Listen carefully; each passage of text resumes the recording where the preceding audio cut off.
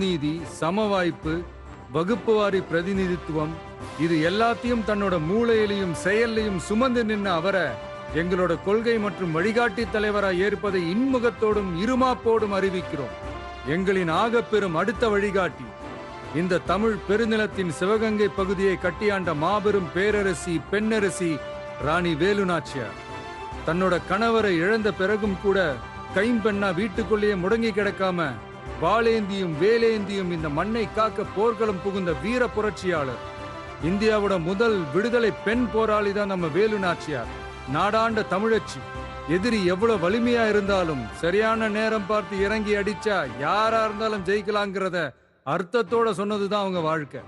எல்லா சமூகங்களோடவும் இணக்கமா இருந்தது மட்டுமில்லாம அந்த காலத்திலேயே இஸ்லாமிய சகோதரர்களோடவும் நல்லிணக்கத்தோட இருந்தவங்க தான் நம்ம வேலு நாச்சியார்.